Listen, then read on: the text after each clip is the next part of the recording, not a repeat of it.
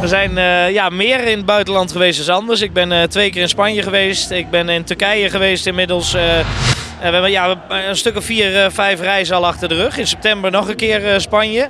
Oktober weer Turkije. November gaan we naar Winterberg. En ja, dat zijn allemaal fantastisch leuke dingen om te doen. En normaal als je agenda bomvol staat, moet je toch proberen om te combineren. En dan wordt het wat lastiger. En nu kun je het lekker inplannen. Dus aan de ene kant is het wel hartstikke fijn. Heb je toch tijd voor andere dingen.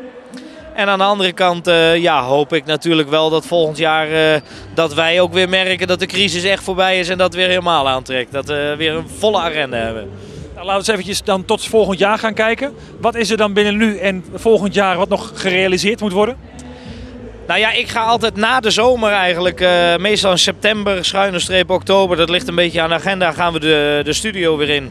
En toch proberen heel voorzichtig weer nieuwe liedjes te gaan schrijven. En ja, soms dan komt daar gelijk een nieuwe single uit, soms duurt dat wat langer. We werken gewoon altijd naar een nieuw album toe. En ja, ik moet heel eerlijk zeggen, het album wat wij in maart hebben uitgebracht, er staat absoluut nog wel 1 of 2 nummers bij op die singlewaardig zijn. Dus die zullen ongetwijfeld aan het einde van het jaar nog wel voorbij komen, ja. Welke 2 singles denk je aan?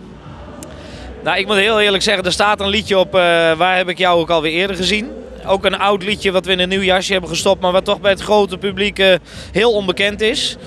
En dat zou weer een fantastisch liedje zijn richting het carnaval en het begin van het nieuwe jaar. Dus wie weet richting de 11e van de 11e dat we daar wel mee komen. Maar ik moet heel eerlijk zeggen, er staan ook 1 of 2 zelfgeschreven nummers op waarvan de platenmaatschappij heel enthousiast is. Dus we zitten nog een beetje in twijfel. Ik ga verder ook niks zeggen. Maar er komt absoluut, ja, van het album komt nog wel een nieuwe single uit.